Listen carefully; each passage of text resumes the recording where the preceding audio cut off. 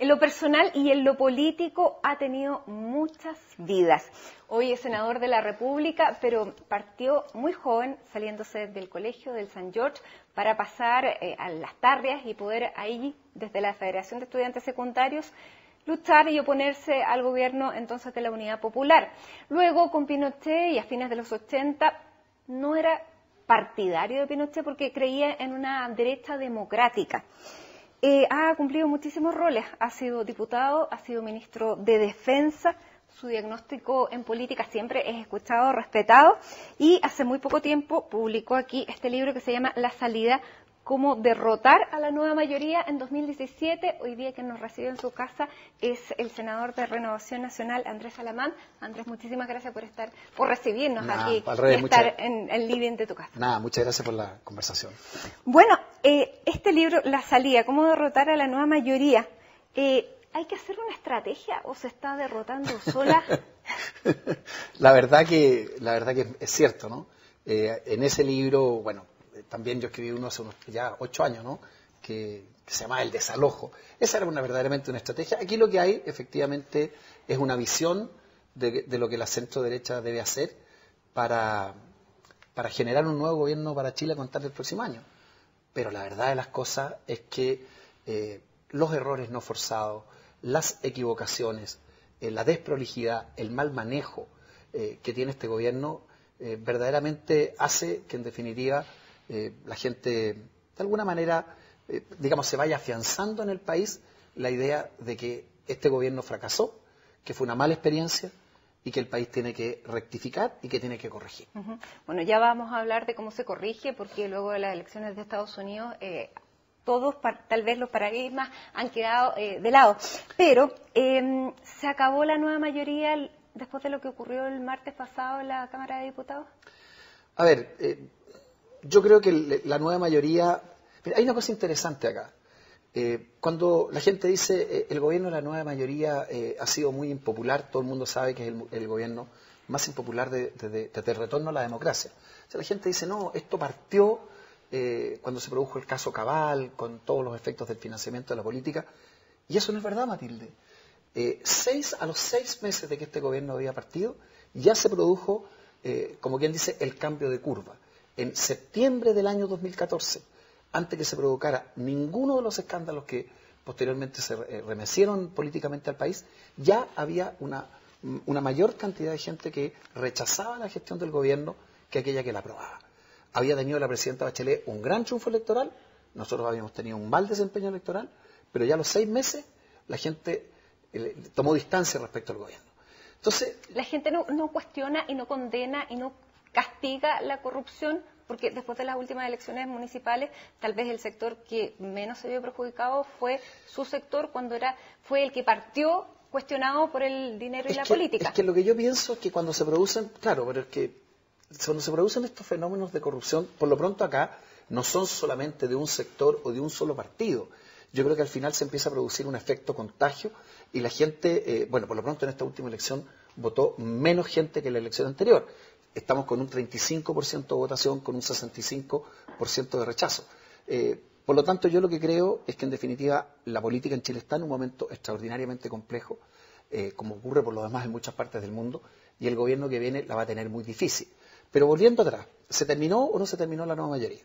Yo creo que lo primero es decir, la nueva mayoría fracasó. En segundo lugar, uno la mira y es una coalición que no tiene ninguno de los elementos para poder proyectarse.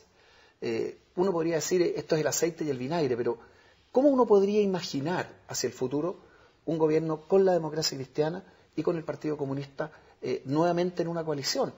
De hecho, yo pienso, por ejemplo, que una de las dificultades que está teniendo el expresidente Lagos para perfilar su candidatura es que no resuelve, más allá de las palabras que de repente dice un día sí, un día no, no resuelve si su plataforma presidencial es de rectificación de lo que se ha hecho en estos años o de profundización.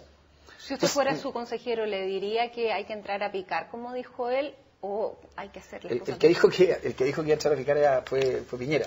Y el presidente Lagos tomó esa frase. No, Piñera, hablo de Piñera. Claro. Si fuera usted su consejero, ¿le diría hay que entrar a picar? A ver, yo lo que diría es lo siguiente. Aquí hay cosas evidentes que nosotros tenemos que corregir. Miremos las cosas que han sido las más emblemáticas de este gobierno. Educación. ¿En qué está la reforma de la educación general? Tenemos un problema gigantesco para lograr que los colegios particulares subvencionados, que son o que siguen siendo la opción preferida de las familias chilenas, puedan adecuarse a un conjunto de cambios legales que de verdad, desde el punto de vista de la calidad de la educación, van a tener significado cero. Al mismo tiempo, yo espero que el gobierno desista de esto, pretende llevar adelante ahora un proyecto que le quita los colegios municipales a las municipalidades y se los pasa al Ministerio de Educación. Esas dos reformas, una deberá frenarse. El 70% de los países de la OECD manejan su educación pública desde las instancias municipales en forma descentralizada. Entonces, en eso tenemos que arreglar. Fíjense lo que pasa en gratuidad. La gratuidad iba a cubrir al 70% a fines del próximo año y al 100% al año 2020. Esa política también fracasó.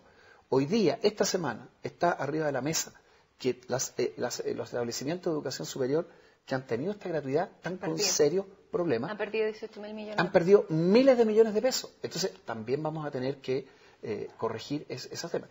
Y tenemos que retomar ciertos impulsos. En este libro que usted menciona, yo creo que aquí lo que ha habido no solamente son problemas, Marilde, de desprolijidad. Hay ideas que han estado mal. Por ejemplo, la idea principal en el ámbito económico, que el crecimiento no importaba. Eso fue lo que dijo el ministro de Hacienda cuando se aprobó la reforma tributaria. Dijo, mire, aquí no va a haber ningún problema con la inversión, el crecimiento va a seguir exactamente igual. ¿Se arrepiente de haberlo apoyado? No, porque esa reforma tributaria nosotros la logramos corregir, como no lo logramos hacer, por ejemplo, en materia de educación. La reforma tributaria que se aprobó en la Cámara habría sido un daño irreparable. El actual sistema, con todos los problemas que tiene, con todas las correcciones que se le han hecho, en el próximo gobierno, se lo puedo decir desde ya, cualquiera sea el que gane, va a tener de nuevo correcciones importantes. Andrés, ¿ha sido mezquina la oposición? Se lo pregunto sobre todo pensando en la entrevista que dio Pablo Longueira el fin de semana pasado, cuando él dijo, hay un ministro de Hacienda que es responsable. Me hubiera gustado que mi sector hubiera ido con los votos a dárselo a una política responsable. Ya vamos a hablar también de Pablo Longueira y lo que significa su declaración. Pero en ese punto, la derecha o la oposición, ¿ha sido mezquina? De nada, mire, Matilde, para nada. Más allá del detalle de esta votación, si nosotros hubiéramos anunciado que íbamos, mire, si nosotros hubiéramos anunciado que íbamos a votar a favor, lo que habría ocurrido es que quizás todos habrían votado en contra para que no se produjera y no se aprobara el reajuste, de manera que más allá del gesto simbólico que a mí me parece correcto, el resultado práctico podría haber sido exactamente lo mismo. Usted sabe que aquí lo que pasa es que algunos votan a favor, otros votan en contra, unos se abstienen. Si nosotros hubiéramos dicho, mire, vamos a votar a favor, yo le aseguro que todas las bancadas de la nueva mayoría habrían quizás votado en contra. ¿Hay traición a Michelle Bachelet?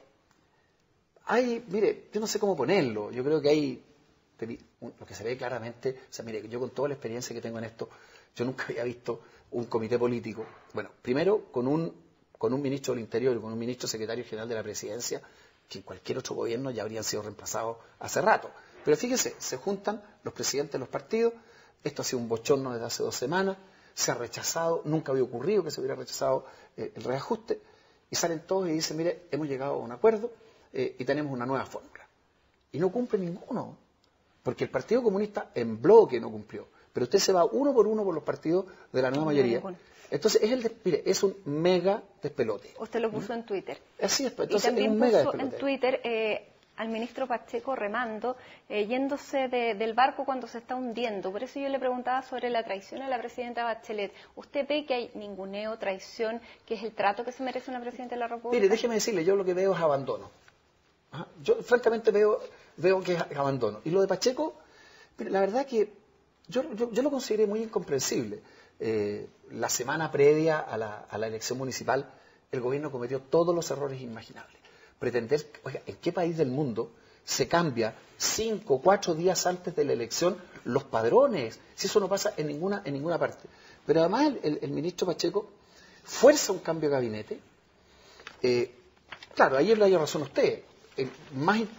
Se demoró 1 minuto en agradecerle a la presidenta que lo había designado y partió al aeropuerto, ¿no? A hablar con el expresidente Lagos, que más está decir, yo por él tengo el mayor respeto y el mayor cariño. Pero fíjese, pasa una cosa muy, muy loca. El ministro Pacheco dice, mire, yo me voy porque el presidente Lagos me pidió que asumiera cargos en su campaña. Y 3 días después sale el presidente Lagos y dice, oiga, no, esto no fue así. El que se vino a ofrecer fue el ministro Pacheco. Yo eso, para serle franco, eso no lo había visto nunca. Porque además no veo para qué mentir. Si por último el ministro Pacheco quería irse. Entonces dije, mire, yo me fui y me ofrecí. Pero ¿por qué sale a decir exactamente lo contrario? Entonces yo creo que también ese fue un paso en falso. Pero si usted me pregunta, yo creo que hay una coalición que lo ha hecho muy mal, que está profundamente fracturada, que está fracturada políticamente, ideológicamente. Esto no es una pelea de personas, esta es una cuestión de fondo. Ellos han llegado a la conclusión de que no pueden seguir gobernando juntos, que no tiene viabilidad un proyecto. Entonces, ¿cómo queda la presidenta? La presidenta queda abandonada, pero déjeme decirle también lo que yo pienso, muy porfiada. ¿Y por qué le digo muy porfiada, pues, Matilde? Y eso parte también está puesto acá. Yo creo, no se trata de echarle la culpa aquí a los asesores del segundo piso, ¿no? Pero, mire, si usted es presidenta, y como estamos conversando, a los 6 meses de su gobierno usted empieza a ver que la gente está en contra de sus políticas. Y después ve que esto aumenta, y que tiene un 75% de la gente que le está diciendo vamos por mal camino. ¿Qué es lo que hace cualquier persona en cualquier país del mundo? Corrige, llama a la oposición, establece un diálogo, dice, ojo, algo estamos haciendo mal, escucha a la gente. Pero aquí hay una arrogancia intelectual en la moneda infinita. Yo esto lo personifico en este señor Pedro Güell, que es como el cerebro detrás de este gran fracaso. Porque, ¿cuál es la visión que tienen ellos? Ellos tienen la siguiente visión, que la gente está equivocada, que, como dijo la presidenta en una entrevista que le dio al diario El País al principio de su gobierno, dijo, mire, hay veces que es necesario cambiar culturas. ¿Qué significa esto de cambiar culturas? Ellos dicen, mire, lo que nosotros estamos haciendo en educación, aunque sea un desastre, está muy bien. Lo que estamos haciendo en economía está muy bien. Lo que estamos haciendo en el Sename está muy bien, aunque ahí no están haciendo nada. Pero ¿y por qué la gente está en contra? Ah, porque la gente está mal influenciada. En el fondo porque la gente no entiende que estos cambios van en la dirección correcta. Ahora, ¿cómo pueden tener influencia esos asesores sobre la presidenta, que ellos no fueron elegidos por ningún mandato popular, no le van a rendir cuentas a nadie, le están haciendo pagar un costo a la presidenta? ¿Es entonces la presidenta la que tiene la culpa? A ver, lo que le vuelvo a decir, yo creo que la presidenta Bachelet ha sido de una porfía y de una obcecación enorme, porque aquí en un régimen presidencial, usted no le puede echar la culpa a los asesores. Yo sindico, porque uno dice, los gobiernos siempre tienen una inspiración. La inspiración de este gobierno fue el otro modelo, esta visión de lo que yo llamo los ultrones, esta idea de que todo lo que habíamos hecho en estos años, poco menos que había que votarlo, la retroexcavadora. Y eso se personificó, no en un gabinete que ha sido muy malo o con muchos problemas del principio, salvo, diría yo, el ministro Jorge Burgos, y se personificó en ese grupo de personas. Pero la que toma las decisiones es la presidenta, y la que no ha querido nunca girar, escuchar. ¿Cómo no va a ser razonable? Mire, si muchas veces, ya que estamos hablando, Matilde, de educación, cuando personas como Mariana Elwin, como personas como Sergio Vitar, como personas como José Joaquín Brunner, todos que son el corazón de la concertación, le dicen a la presidenta, mire, presidenta, no persevere en este camino. Y ella persevera exactamente igual. ¿De quién es la culpa? La gran culpa es, desde ese punto de vista, de la presidenta, que ha tenido una enorme porfía y que sobre todo no ha tenido la amplitud de mente para darse cuenta que tiene que corregir. ¿Y usted cree que va a ser posible corregir en estos 16, 14 meses que quedan? Se establecieron las prioridades que se suponía, después de este golpe de mesa que había dado la democracia cristiana, se habían puesto las reformas fundamentales que se tenían que sacar adelante. ¿Usted cree que se va a rectificar? Se lo voy a poner de otra manera. Yo creo que un gobierno con este despelote interno, con esta falta de orden mínimo, es incapaz, se fija, de sacar adelante reformas sustantivas en ningún ámbito. ¿Y dónde está su sector, Andrés? Porque, ¿qué han propuesto? Porque si les fue bien en la última parlamentaria, no fue porque hayan sacado votos de la nueva mayoría, sino que porque la gente de la nueva mayoría no fue a votar.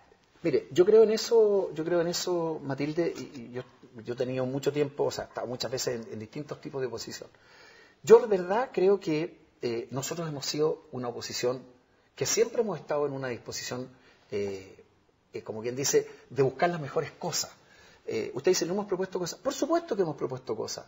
Mire, en todos los temas que estamos hablando, en materia de educación general, dijimos exactamente... ¿Pero ha habido la unidad, ha habido una sola voz o han tratado de, en la coyuntura que les ha tocado también, defender su propia parcela? ¿Sabe lo que ha pasado? Mire, Matilde, que qué bueno que me lo pregunte. La oposición, yo le contesto por la parte parlamentaria, que cuando en la oposición, ¿dónde se expresa? La oposición fundamentalmente se expresa siempre, como quien dice, en el Parlamento, en las proposiciones. Yo le sé lo que pasa. Todos los intentos que nosotros hemos hecho en cada una de las reformas simplemente son completamente desoídos.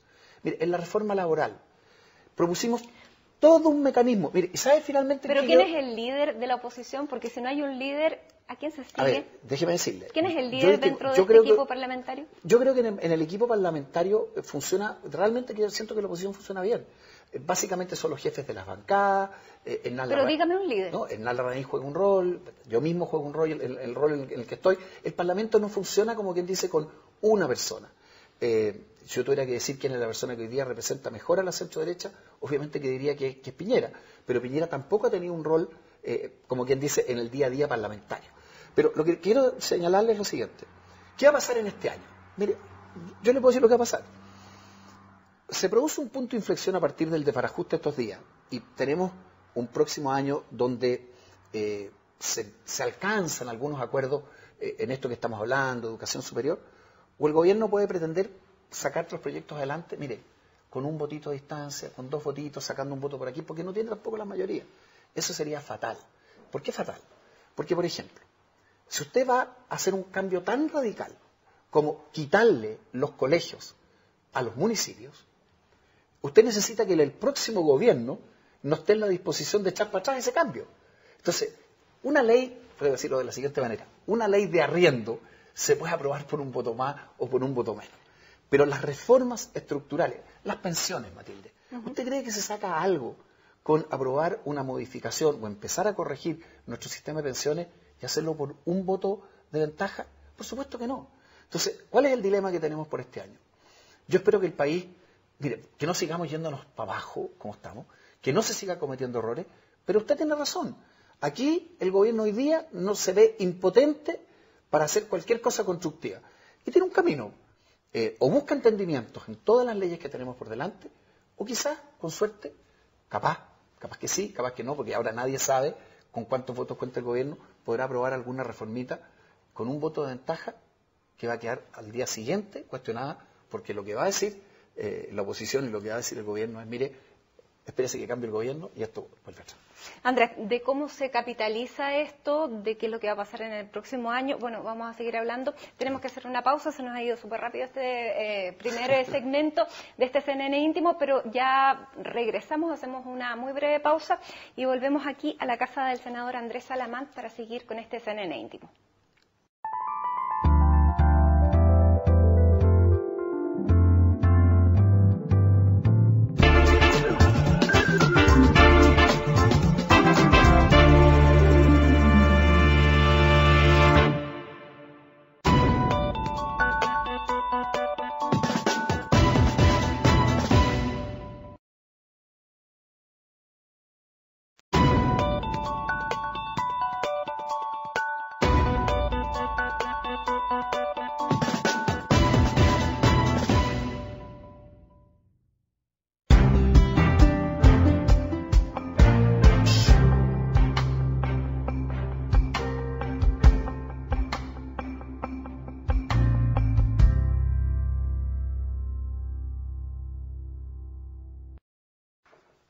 Bueno, seguimos aquí en CNN Íntimo, en la casa del senador Andrés Salamán, la casa que tiene con Marcela Cubillo, su señora, desde hace ya ¿cuántos años? Hartos, no. Hartos. 10, estamos juntos hace 10 años y bueno, han sido grandes años. Se le ve la sonrisa. Sí. Vamos a citar parte de este libro. Comillas. El escaso éxito del gobierno de Piñera, su falta de trascendencia, bajo reconocimiento y pobre nivel de afectos que lo rodeaba, se debió a una carencia de relato. La centroderecha dilapidó una gran oportunidad cuando estuvo en el gobierno, ganó para perder. Esa es parte de lo que usted dice aquí en este libro. Probablemente esa parte no le gustó al expresidente Piñera, pero lo que yo lo quiero llevar es con este análisis político que hace usted, porque definitivamente lo que usted dice en este libro, que al gobierno de Sebastián Piñera le faltó visión política. ¿Cómo cree que pueden llegar nuevamente a conquistar el gobierno en un escenario tan impredecible? Porque usted bien lo dijo, o sea, nadie tiene garantizada la próxima elección porque no votó, o sea, no votó el 70% casi de la población. Ustedes perdieron en concejales, que es la territorialidad, o sea, la cantidad de gente que gobierna Chile Vamos es menor a la de la nueva mayoría. ¿Qué es lo que tienen que hacer en este escenario en que, usted lo dice, la política cosística de Chile Vamos ha dominado sobre todo los últimos años y es lo que los hizo perder el gobierno y fue la gran crítica que se le hizo a Sebastián Piñera? Mire, distingamos las cosas. Efectivamente, hoy día, es cosa de ver lo que pasó esta semana en Estados Unidos. O sea, la política está completamente volátil. Las personas que hacen encuestas habitualmente no le achuntan. No le achuntaron en Inglaterra, no le achuntaron en Colombia con el plebiscito. En otras elecciones también se han equivocado. Porque no solamente en Chile es muy intenso, pero en todas partes del mundo hay un rechazo generalizado, uno podría decir, a la política más tradicional. Entonces, cualquiera que venga la va a tener, Matilde, muy difícil y los políticos en general, los actuales, los que vengan, van a tener ese tremendo desafío. Esa es una cosa. La segunda cuestión, déjeme decirle lo siguiente. Ese diagnóstico que yo hago en la salida, es hoy día un diagnóstico que no genera ninguna controversia, yo le diría incluso con el propio Sebastián Piñera, ni que decir con las personas que participaron, yo mismo en su gobierno. El gobierno nuestro anterior fue un gobierno que tuvo buena gestión en muchos ámbitos.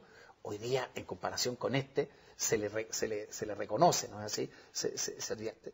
Pero el resultado político fue malo. Y ese resultado político fue malo porque faltó precisamente esa visión. Entonces, usted me dice, ¿cómo viene la mano más adelante? Viene la mano con grandes niveles de abstención, con grandes niveles de rechazo. Como yo digo, nada está ganado en la política de hoy día. Nada está ganado, todo se gana y se pierde en la elección siguiente. Entonces, ¿qué es lo que tenemos que hacer? ¿Para qué escribí este libro? ¿A qué estoy yo fuertemente dedicado? Fíjese una cosa, ¿qué ideas políticas la centro-derecha tiene que poner arriba de la mesa? Porque quizás en el gobierno anterior lo que anduvo, no mal, pero fue insuficiente, es decir, mire... No había relación con los partidos políticos. Es que eso por último podría ser instrumental, ¿se fija? Pero el tema no es decir, mire, Santiago lo voy a arreglar de 1, 2, 3, 4, esto lo voy a arreglar de... Esto no es solamente gestión, esto tiene que ver con una visión. Entonces, ¿cuál pienso yo que es la visión que nosotros tenemos que poner por delante? ¿Qué ideas políticas son las que tenemos que usar para reencantar a la gente? Mire, yo creo que la primera es volver a convencer a los chilenos de que para que haya justicia es fundamental que haya progreso. Y quiero decir una cosa, este es un concepto que, por ejemplo, que a mí por lo menos me pone muy cerca de personas como Mariana Elwin, que ha estado insistiendo en lo mismo. ¿Cuál fue la fantasía de este gobierno? Es decir, mire, podemos hacer un Chile más justo, aunque crezcamos nada, aunque nadie invierta, aunque no haya empleo. Ese fue un tremendo error. Entonces, lo primero que tenemos que decir es, ¿queremos hacer un país más justo? ¿Tenemos que hacer un país más justo? Sí. Pero para eso, los engranajes, el motor del crecimiento, tiene que volver a encenderse. Segunda cosa, tenemos que recuperar, Matilde, grados importantes de unidad y de diálogo. Fíjese que esta frase de la retroexcavadora, ¿cuál era el contexto de esa frase? El contexto de esa frase era que la nueva mayoría detestaba los acuerdos que se habían producido durante toda la transición. Entonces, la segunda idea política que puso la nueva mayoría por delante es, olvidémonos de los acuerdos. Aquí basta con aplicar los votos que hay en el Parlamento y le echamos para adelante. La segunda idea política que la centroderecha tiene que poner es esta idea. Cuando Chile ha estado unido, cuando todos cedemos, cuando en el Congreso, en vez de sacar las leyes por un voto, se sacan con grandes mayorías, al país le va mejor. Esa es una idea política, eso no es gestión. ¿Y Sebastián Piñera es la persona encargada o la persona más capaz de encarnar esta idea política cuando él fue el que, teniendo buena gestión, como usted dice, ganó para perder y en un escenario económico bueno? No sé qué pasaría en un escenario como este. Yo he dado dos ideas, quiero darle una tercera, pero yo creo que Lagos y Piñera tienen el mismo problema. Porque de alguna forma, cada uno en su manera, cada uno en su estilo, tienen, como quien dice, son personas mucho más dados a la verticalidad que a la horizontalidad.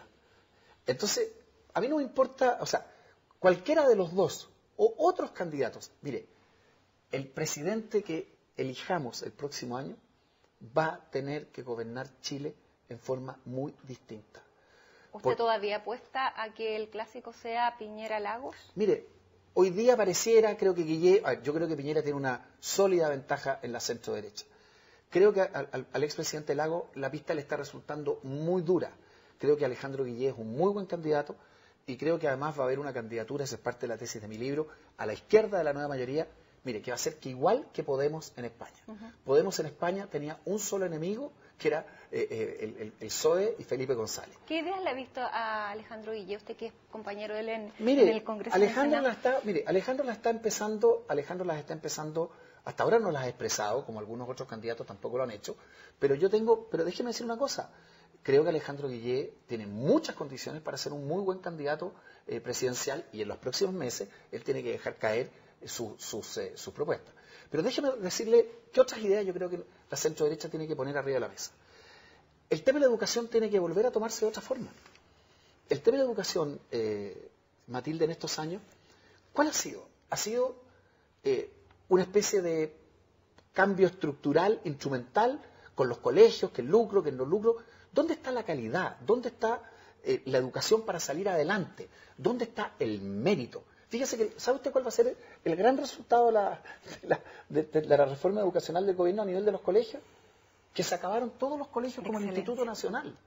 Entonces, tercera idea política, una educación para que la gente salga adelante.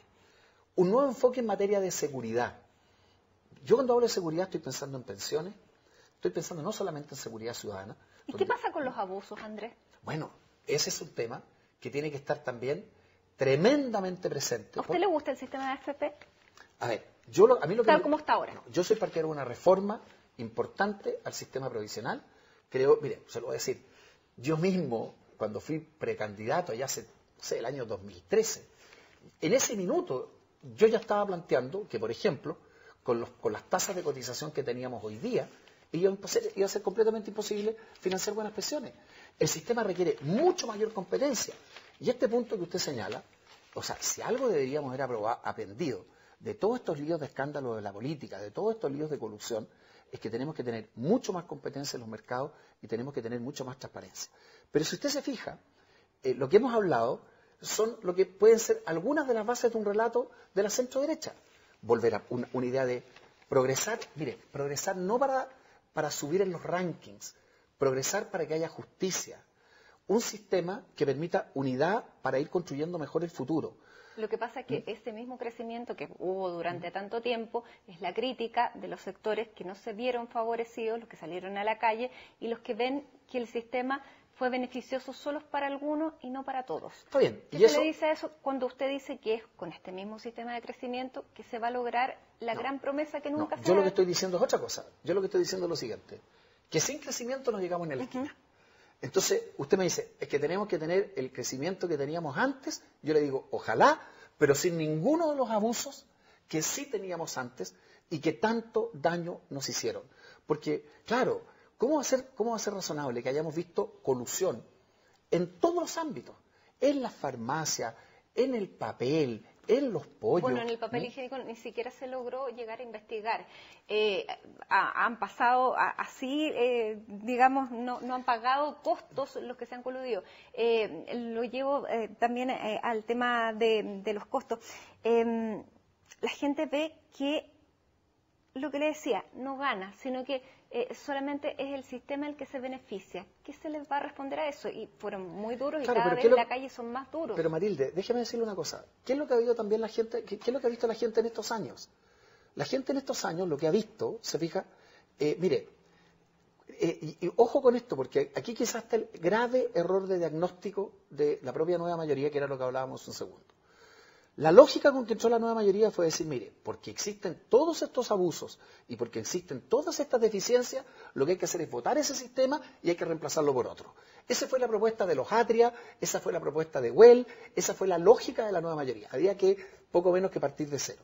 Yo creo que la lógica de la gente se ha dado cuenta de otra cosa. La gente se ha dado cuenta, por ejemplo, que el emprendimiento privado tiene que ser el motor del desarrollo, pero también se ha dado cuenta, como dice usted, que no pueden haber abusos, que tiene que haber muchos más niveles de transparencia. Y es el Parlamento el que va a ponerle las reglas y el límite a los abusos cuando estamos viendo que la propia ley de pesca, y volvemos a Pablo Longueira, la gente ha visto los mails, cómo se creó la ley de pesca, y la ley de pesca, más allá de lo útil que pueda llegar a ser, ¿le parece legítima? Mire, es una ley de la República y aquí hay una tremenda discusión, pero si hubiera que corregir aspectos de la ley, mi única duda es la siguiente: ¿por qué el gobierno no envía un proyecto para hacerlo? ¿Se fija? Podemos estar en las eternas especulaciones de qué se hizo, qué no se hizo, qué irregularidades hubo, qué irregularidades no hubo. Pero yo quiero ser práctico. Hay una ley. Si hay cosas que están mal en esa ley, ¿por qué no las corregimos? Y fíjese que no hay un proyecto del gobierno en esa materia. ¿Y de la oposición? Es que en estas materias obviamente que tiene que haber una iniciativa del Ejecutivo, ¿se fija? Pero si ustedes son los que están puestos en el ojo de la mira, sobre todo en ese proyecto, ¿no sería para ustedes un mérito y lograr sacar votos dentro de sus opositores levantando un proyecto que rectifique uno que nació, entre comillas, viciado? Bueno, la justicia está investigando, pero es evidente lo que se ve. Eso es lo que le estoy diciendo. Yo todavía me gustaría conocer al detalle cuáles son las cosas que hay que corregir. Y si hay cosas que hay que corregir, yo tengo, por supuesto, la mejor disposición para hacerlo. ¿Qué pasa si Sebastián Piñera no llega a ser candidato porque ve que los números no le están dando o porque tiene problemas? Porque Sebastián Piñera tiene problemas judiciales, no en el nivel de SQM, porque el propio fiscal lo dijo, no había huellas de Sebastián Piñera, pero el caso Lance le podría complicar. Pero mire, yo lo vengo escuchando tantas veces. Pero también es una posibilidad. Bueno, déjeme decirle lo que yo veo. Yo no creo que la candidatura de Sebastián Piñera, que debiera materializarse en el mes de marzo, vaya a tener esos problemas judiciales. ¿Sabe por qué? Porque tengo la impresión de que si existieran ya habrían saltado. Pero en fin, es una opinión. Usted sabe que a mí... ¿Y para qué va a haber primaria? Si ya todo el mundo sabe que Sebastián Piñera va a ser. No, espérese un poquitito. Yo creo al revés. Yo creo que lo que ha pasado en esta semana es extraordinariamente importante para la centro-derecha.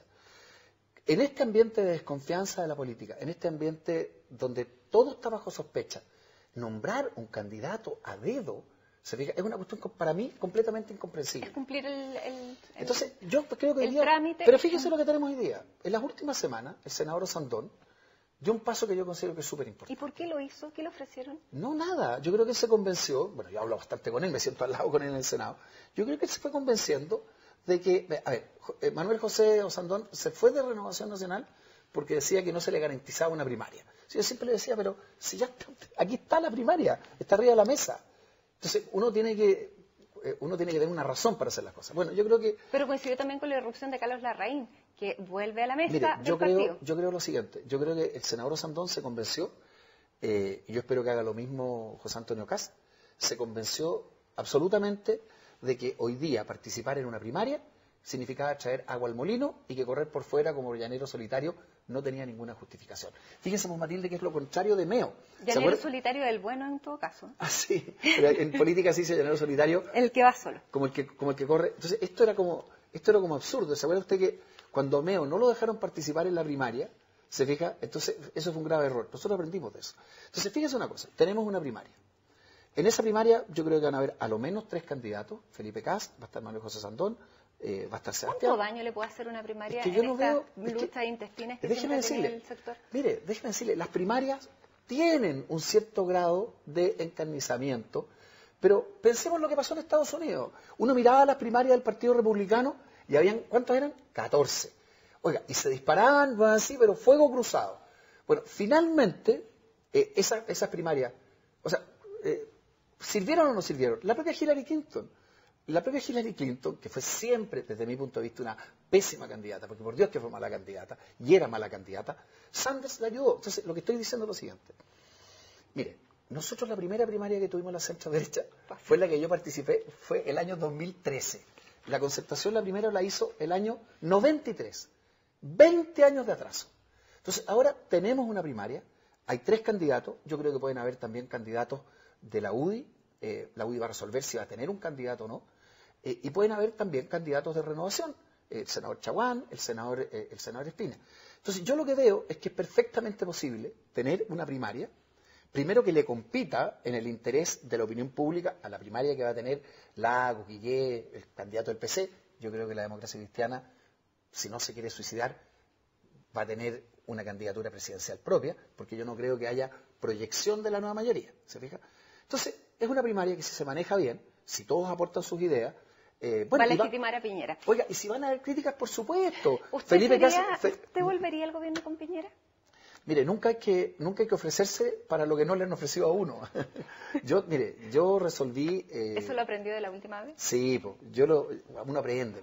Mire, yo participé en una primaria el año 2013, perdí por muy pocos votos, y yo sentí que pasaban 2 cosas que eran importantes. Me di cuenta, no es así, que el gobierno que venía, y así lo dije, así lo escribí, iba a ser un gobierno extraordinariamente difícil para el país. Yo siempre le tuve como con mala espina a lo que se venía, por cómo se fueron configurando las cosas.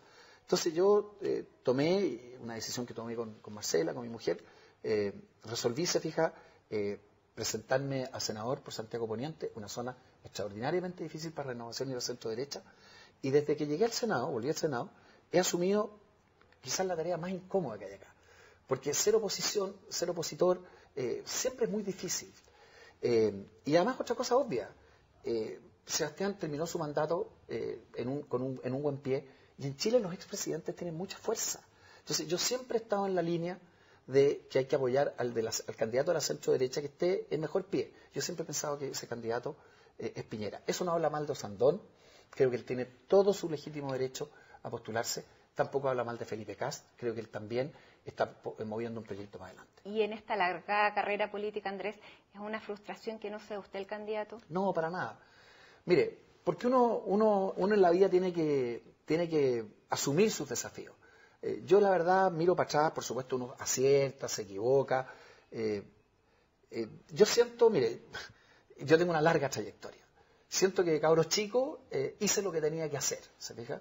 En un momento muy difícil tomé decisiones que mucha gente a esa edad no toma. O sea, me cambié de colegio, yo me daba cuenta que el país no venía, pese a que, insisto, era un cabro chico. Nunca tuve nada que ver con el gobierno militar. Se fija, obviamente que no era opositor, especialmente en las primeras etapas, y después me jugué a fondo, porque hubiera una transición razonable.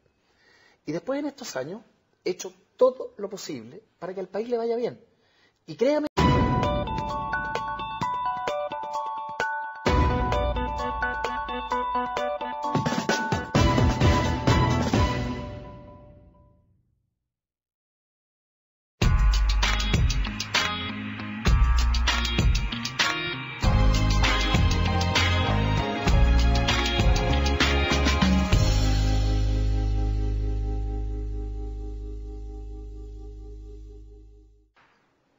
Bueno, y ya estamos en este último segmento de CNN Íntimo junto al senador Andrés Salamán. Habíamos dejado la pregunta, si era soberbio, mal genio también dicen, ahora vamos a sacarlo todo, mal genio, soberbio o tímido. A ver, yo diría que yo soy fundamentalmente corto de genio, por lo menos eso es lo que es una expresión un poco antigua, era la que usaba mi mamá. Pero bueno, uno pero tiene... no es la imagen que la gente tiene, pero tiene la imagen de un tipo duro, medio peleador. Yo creo que mira, al final, después de tantos años, uno se forma una imagen, y efectivamente, yo tengo una imagen más seria de la que soy, me río poco, por así decirlo, en general, pero soy una persona común y corriente, tengo los mismos amigos que tenía desde la universidad. ¿Sí? Soy una persona que le gusta, no sé, leer, el deporte, y estoy muy contento porque tengo una familia, para mí, espectacular. Con mi mujer, con la Marcela, hemos hecho una familia preciosa, con los niños de ella, con los niños míos, todos son como hermanos, y eso, por supuesto, uno lo deja contento. Y bueno, además está decir, pues, Matilde, que la política es mucho más dura de lo que la gente cree. Yo siempre le digo a mis amigos cuando hay un éxito en política lo festejen, porque en política hay más días malos que días buenos. Más a una hora que también hay muchas veces tanta... A ver, ¿cómo decirlo bien? Yo entiendo que la gente tiene buenas razones para estar enojada muchas veces con el mundo político, pero también hay ciertas cosas que no se rescatan. Y creo que, por lo menos yo he estado muy contento. A ver, yo siento que yo he hecho en la vida lo que he querido hacer.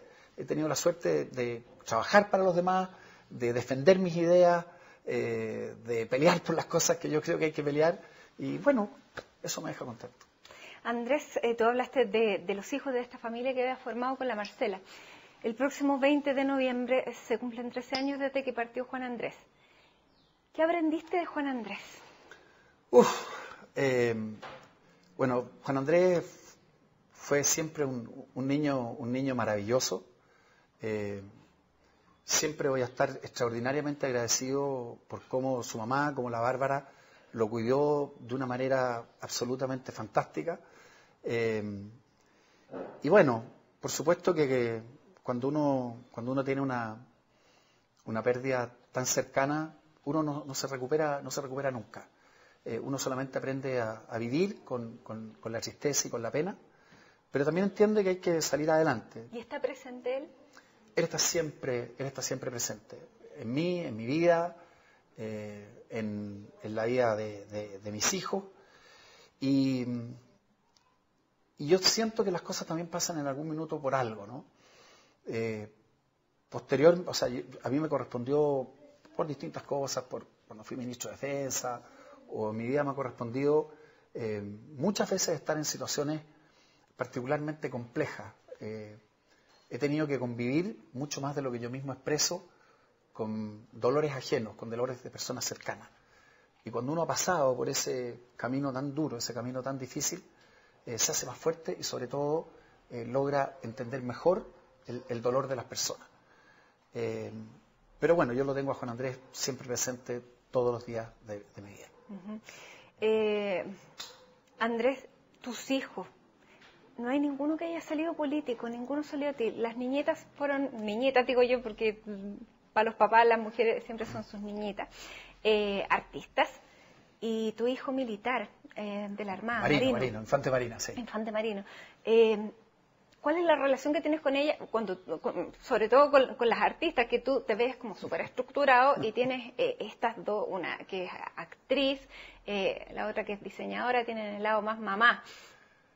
Bueno, yo tengo una relación muy directa con ella. Estoy muy orgulloso de mis hijas, de la Olivia, que es una súper pintora, de la Ignacia, que es actriz, que tiene ahora un programa de radio, y por supuesto de Raimundo. Efectivamente, yo creo que ellos no les gusta la política, y quizás porque ven los aspectos que mucha gente no ve, los aspectos más duros. Pero yo también estoy muy orgulloso de Raimundo y siento que él, o sea, cuando una persona joven asume la carrera militar, en este caso la Marina, ¿no? Y más aún cuando él es un soldado profesional, es un infante Marina, me siento muy orgulloso y me siento muy representado, porque siento que tiene una vocación de servicio muy importante. Yo, una de las cosas que siempre digo, yo trato de controlar mis emociones y habitualmente lo logro, pero por esas cosas del destino me correspondió ser ministro de Defensa, y justo Raimundo desfilando por la Escuela Naval. Tenía la garganta, me tuve que hacer como el serio porque tenía la garganta, estaba como emocionado, se me llenaron un poco los ojos así como de lágrimas. Y yo estoy muy contento además con los niños de la Marcela, que son unos cabros espectaculares. El mayor está estudiando Derecho, tiene una tremenda vocación social, de repente por ahí sale alguien con vocación política. Tiene toda la sangre. El segundo está en Estados Unidos, es un gran jugador de fútbol, así que está en una beca allá, en una beca deportiva, y seguramente va a hacer su universidad allá, es León. Y el chico que se llama Baltasar, ese va a ser colega tuyo, él quiere ser, tiene 16 años, pero tiene resuelto ser periodista deportivo, estudia, trabaja, escribe sus columnas, tiene pensado dónde estudiar. Así no hay cómo convencerlo de lo contrario. Yo lo veo súper convencida. En mi familia somos todos muy pro deporte. en esta casa estamos llenos de pelotas de rugby, de fútbol, de lo que sea, y yo siento, pero además hay muy notable que un chiquillo joven tenga una vocación tan tempranamente marcada, y lo que hacemos con la Marcela es, por supuesto, empujarlo. Bueno, y hablas de ellos como si fueran tus propios hijos. Se ve que han logrado hacer esta familia alargada, como se dice. ¿Cómo se dice ahora? Ensamblada. Ensamblada. Y Andrés, mirando para atrás, ¿te arrepientes de algo? Por supuesto que uno se puede arrepentir de algunas cosas que a ver, yo lo pongo de la siguiente manera. Yo no soy de una persona que se ande torturando de las cosas que hizo o que no hizo. A mí nada me resulta fácil. Yo siempre le pongo pero mucho esfuerzo. Siempre hay gente, por ejemplo, yo en la universidad siempre tenía algunos amigos que les funcionaba todo más rápido, que estudiaban menos y le iba mejor. Yo siempre hago todo lo que hago, lo hago con el acelerador a fondo. O sea, hago mi máximo empeño. A veces me resulta, a veces no me resulta, pero por así decirlo, mojo la camiseta a full. Entonces, cuando uno vive de esa manera, si las cosas se dan o no se dan, bueno, ya no depende de uno. Uno se queda con la tranquilidad de haber hecho siempre el máximo. Yo soy súper exigente conmigo mismo, con mi familia, con la gente que trabaja conmigo. Siempre pienso que la gente puede superarse, que siempre uno puede ser un poquitito mejor para los demás y con uno mismo. Uh-huh. Y si hay algo que como que me patea, es la gente como abúlica, la gente que no tiene proyectos, la gente que mira el país y dice, mira, esto dependerá de otro. Yo creo que la gente tiene que tener causas. Y yo siempre he tenido la suerte de tener causas que son las que a uno le entonan la vida. Bueno, de repente hay que motivar esas causas también, y esa es tarea de los más grandes, los que van mostrando el camino. Andrés, muchísimas gracias por habernos recibido aquí en tu casa con tu historia, que está presente por todas partes en la casa. Por eso que a nosotros nos gusta hacer el CNN íntimo en las casas, porque las casas hablan por las personas.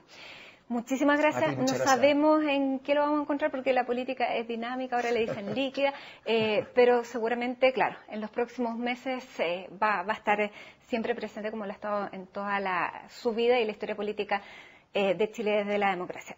A ustedes muchísimas gracias también por seguirnos en este CNN íntimo. Por supuesto, los dejamos invitados para que dentro de 7 días más nos volvamos a encontrar aquí.